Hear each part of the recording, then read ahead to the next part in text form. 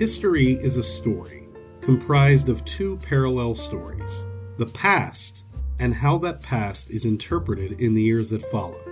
Retrospect, meaning that by definition, it is at best an interpretation of what actually was, only ever coming as close as we are willing to accept that it is.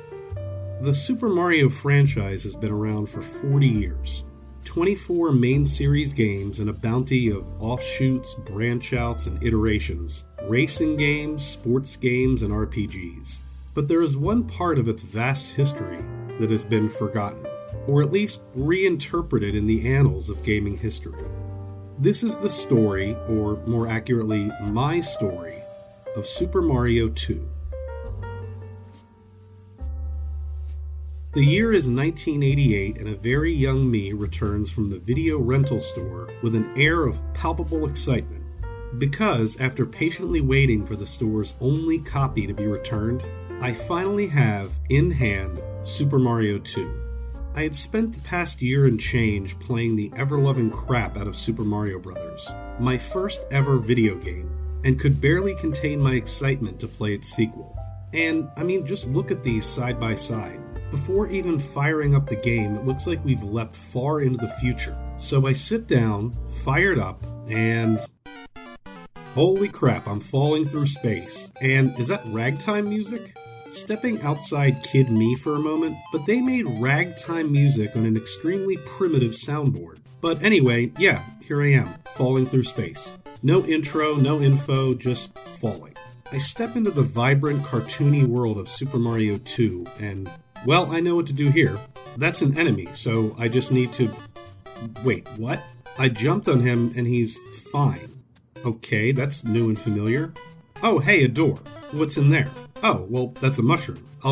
Nope, that's not how that works either. Okay, let me keep going, and... oh, here's the first boss. Okay, so I don't just jump over it like I did Bowser. So if I don't jump over it, what if I... okay, there we go, I guess. Bye!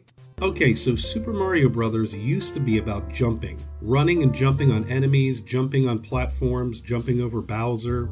This game is about doing many of those things, but also picking things up and chucking them. So just as the cover art for Super Mario 2 is more fleshed out and designed than was the box art for Super Mario Bros., so too is the game. We now have 4 characters to choose from, each with their own strengths and abilities. The princess can float when she jumps, Luigi does this bicycle kick to jump farther, Toad is fast as fuck, and Mario is kinda average. Instead of jumping over Bowser at the end of each level, there are unique bosses that present different challenges. And sure, you fight Birdo a million times, but there are different colors and the ones that don't spit any eggs can genuinely prove difficult. But after defeating each one, you jump on and pick up an orb, following the game's central mechanic, and doing so opens the mouth of a giant bird on the wall, which you climb into. Okay, that's a little strange.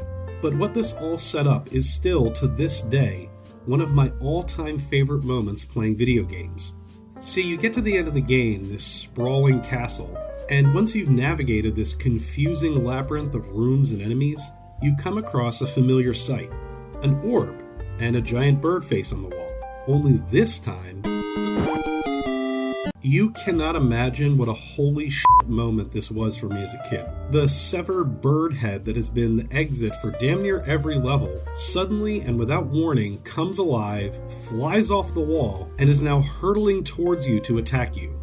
Oh man, and then once you overcome that, you are dropped into a room unlike any other in the game, where you are greeted by a tense, unsettlingly discordant song and a fight with Wart, who spits bubbles around the room while you try to grab vegetables to throw in his mouth, but only when it's open.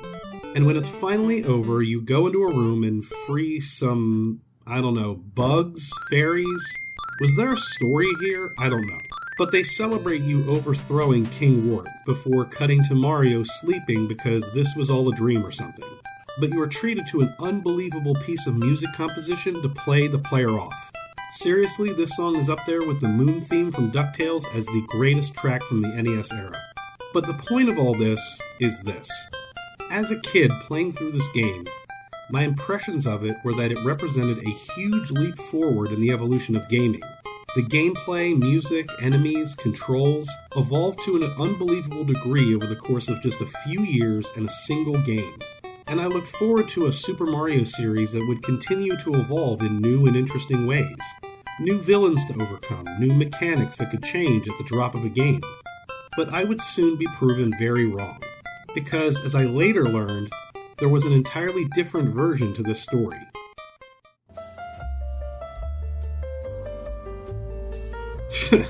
The real Super Mario 2 didn't release in the US because it was too hard for American kids. That Super Mario 2 is just a reskin of another Japanese video game called Doki Doki Panic. And yeah, that's all true. Well, not entirely. Doki Doki Panic was initially conceived as a game engine to test vertical scrolling, and was actually first tested using characters from Mario. Doki Doki Panic was actually reskinned for it once Nintendo obtained the rights to make the game. But more broadly, this version of video game history, that Super Mario 2 wasn't the real Super Mario 2, is devoid of what us players, us kids, namely me, actually experienced. And sometimes when I look at the now 40-year history of the Super Mario franchise, I wonder what it would be like without it. I think back to this strange, bizarre new world, how different it is, and how differently the franchise and history Super Mario Bros. Would be without its spirit. I sometimes wonder what Mario would look like if you didn't always have to defeat Bowser, game after game, installment after installment, with one or two new mechanics or animal costumes thrown in. I think about this narrative about the creation of Super Mario 2 and how different it is from what I experienced. I remember renting and re-renting that game until I'd explored every corner of the world and found every secret. How it wasn't a knockoff or reskin, at least not to myself and many others that loved it. And when you look at the games that followed it, Super Mario 3 and Super Mario World, two of the greatest Mario games ever made, you see the influences of Super Mario 2.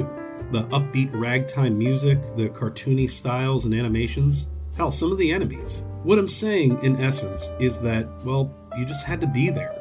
And the historical narrative that Super Mario 2 was just some nobody game with Mario plastered on is wildly different from how it was perceived by myself and many others at the time. It carried the torch and pushed the franchise forward in a way that, if I'm being frank, accomplished far more than what retroactively could be considered a difficult Super Mario Bros. ROM hack.